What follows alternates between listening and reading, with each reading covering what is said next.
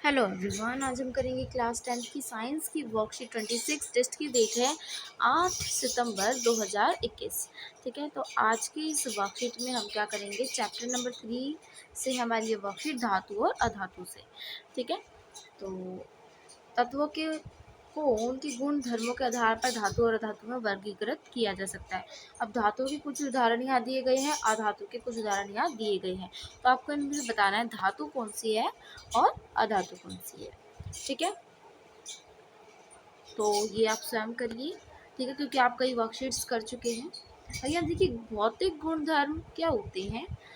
ठीक है, और यहाँ आपको दिया हुआ है धातु और अधातु में अंतर। तो ये सही रहेगा कि आप ये अंतर जो है वो अपनी कॉपी में नोट जरूर कर लें, है ना।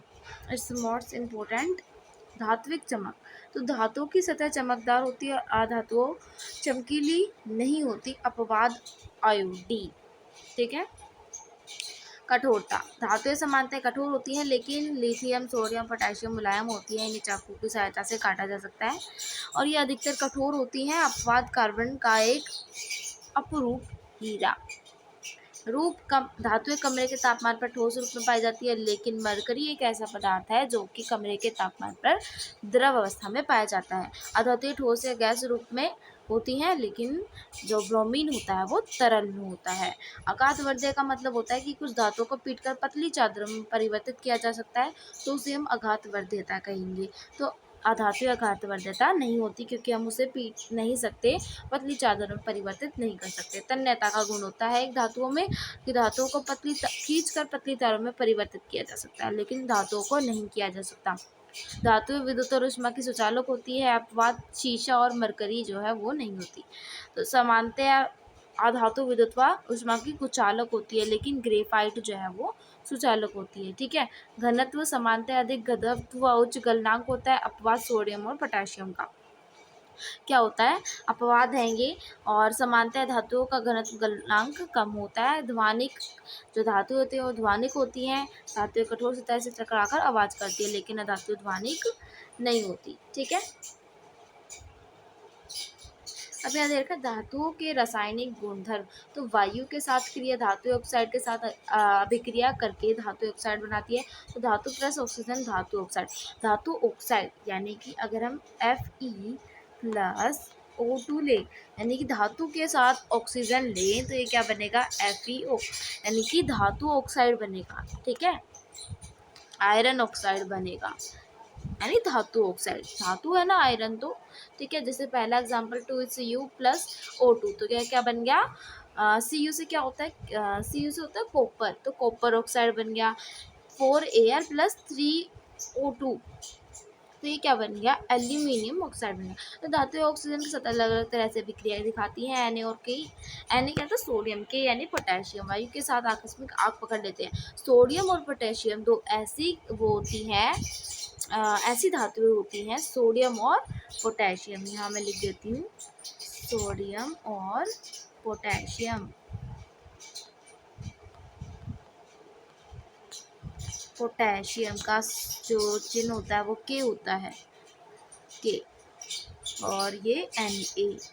तो सोडियम और पोटेशियम दो ऐसी जो होती हैं, क्या होती हैं, ये धातुएं। ठीक है, आकस्मिक यानी कि अचानक से आग पकड़ लेती है।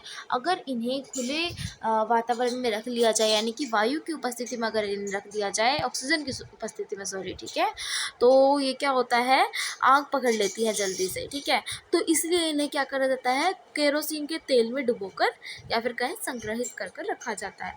ठीक है, तो यही बता रखा है कि सोडियम और पोटेशियम वायु के आकस्मिक आग पकड़ लेती है, जिससे रोकने के लिए इन्हें केरोसिन तेल में डुबोकर रखा जाता है। मैग्नीशियम, एल्यूमिनियम, जिंक, पीवी से लेड होता है, वायु के साथ धीरे विक्रिया करते हैं। इन तत्वों पर ऑक्साइड की परत चढ़ी होती है। ठीक है, Fe आयरन यानी कि वायु के गर्म होने पर प्रज्वलित नहीं होता, लेकिन ज्वाला के लोह चूर्ण डालने पर वह तेजी से जलने लगता है। कॉपर भी प्रज्वलित नहीं होता, लेकिन उस पर काले रंग का पराक्साइड की परत चढ़ जाती है। Ag यानी कि चांदी और Au सोना ऑक्सीजन के साथ अभिक्रिया कभी भी नहीं करते। ठीक है, अब यहाँ दे रखा उभयधर्मी ऑक्साइड क्या होते हैं, तो वे धातु ऑक्साइड जो अम्ल तथा क्षार दोनों के साथ अभिक्रिया करते हैं तथा लवण और जल का जल उत्पन्न करते हैं। ठीक है, तो उभयधर्मी ऑक्साइड क्या होते हैं? वे धातु ऑक्साइड जो अम्ल के साथ और क्षारक के साथ दोनों के साथ अभिक्रिया करते हैं और लवण और जल का निर्माण करते हैं। ठीक है, तो वे धातु ऑक्साइड जो अम्ल, ठीक है, यानी कि एसिड प्लस बेस, बेस यानी क्षारक, उसके साथ अभिक्रिया करते हैं और क्या बनाते हैं? लवण बनाते हैं। क्या बनाते हैं? लवण प्लस जल यानी कि H2O, तो ये बनाते हैं। तो इस प्रक्रिया को हम कहते हैं उभयधर्मी ऑक्साइड। ठीक है, उदाहरण दे रखा है जिंक और एल्यूमिनियम ऑक्साइड। ठीक है, एल्यूमिनियम ऑक्साइड HCl, तो ये क्या बन गया? एल्यूमिनियम क्लोराइड प्लस H2O का निर्माण हुआ। ठीक है, लवण और जल का निर्माण हुआ इससे। ठीक है, तो ये था। आगे देखते हैं जल के साथ अभिक्रिया। ठीक है, पहले हमें ये और ये पढ़ना चाहिए था, वैसे चलो कोई बात नहीं। तो यहाँ देखते हैं जल के साथ अभिक्रिया, धातु प्लस जल, धातु की जल के साथ अभिक्रिया होती है तो वो दो उत्पाद बनाती है। क्या? पहला धातु ऑक्साइड और हाइड्रोजन साथ में बनाती है, और धातु ऑक्साइड की प्लस जल, धातु ऑक्साइड की जल से अभिक्रिया होगी तो वो क्या बनाएगा? धातु हाइड्रोक्साइड बनाएगा। केवल भाप के साथ अभिक्रियाशील होती हैं। अब धातुएं दे रखी हैं, केवल भाप के साथ अभिक्रियाशील धातु होती है एल्यूमिनियम, आयरन, जिंक। ठंडे जल के साथ अभिक्रियाशील धातु होती हैं सोडियम, पोटेशियम।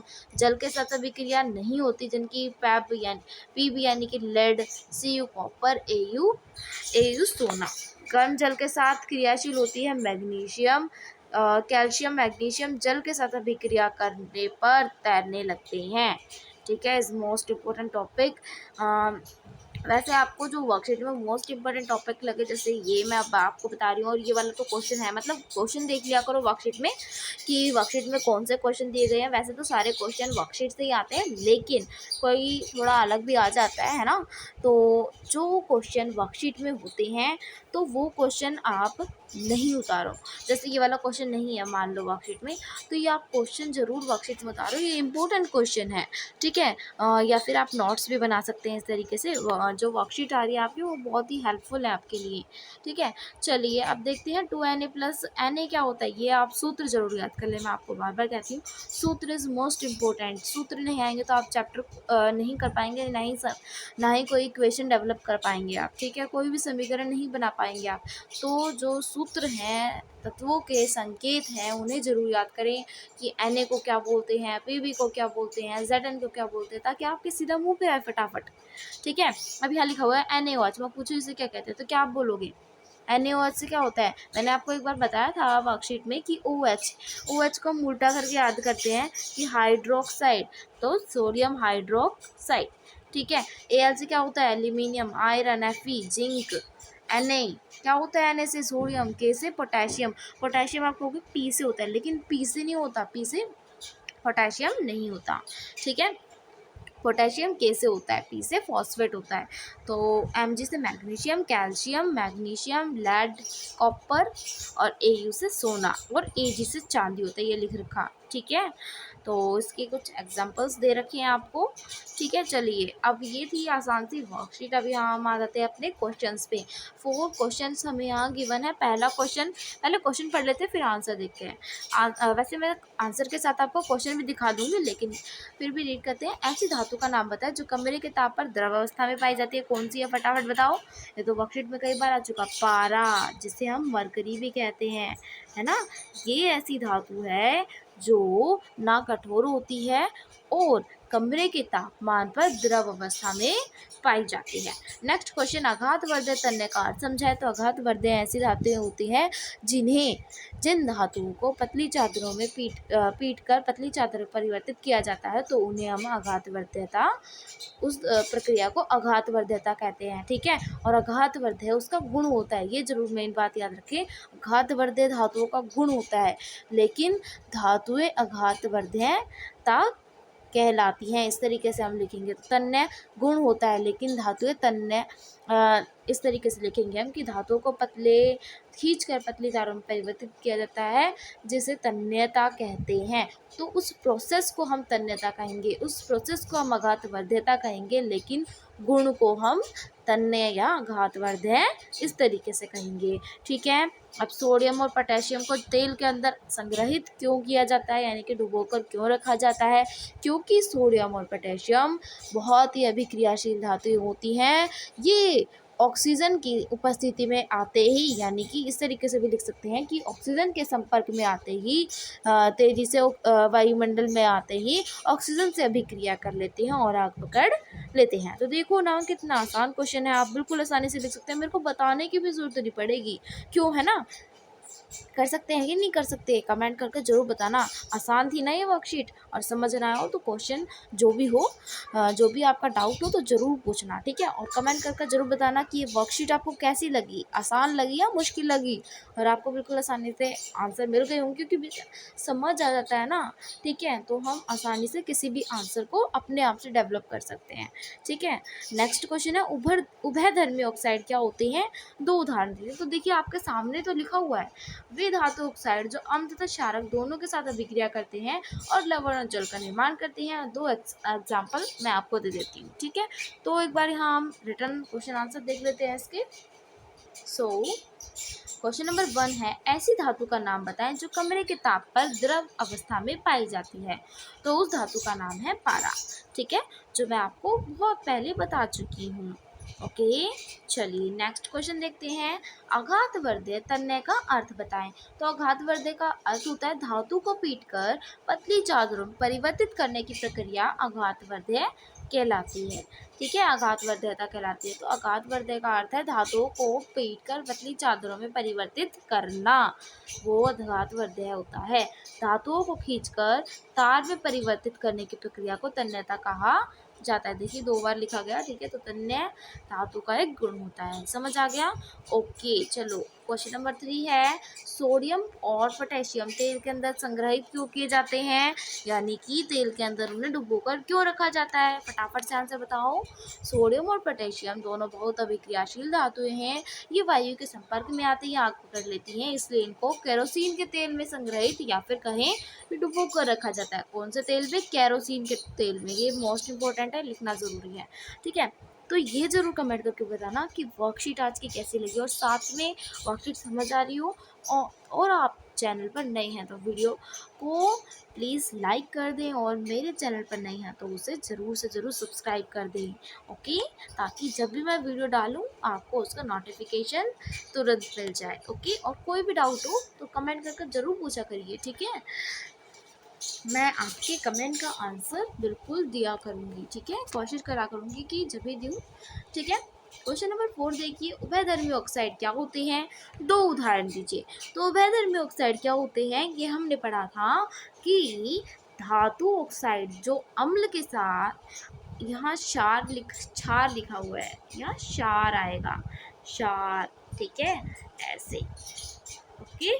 तो जो अम्ल और क्षार, यहाँ मैं लिखती हूँ एसिड, ठीक है। थोड़ा इंग्लिश में भी आपको पता होना चाहिए, जैसे अगर कोई बच्चा साइंस लेना चाहे ना 11th में, तो थोड़ा बहुत उसे इंग्लिश आनी चाहिए, क्योंकि 11th में जो साइंस होती है वो इंग्लिश में होती है ना।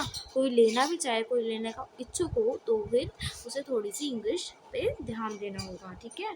तो एसिड का बेस यानी कि क्षारक से अगर हम अभिक्रिया कराते हैं तो वो लवण और जल बनाता है, ठीक है।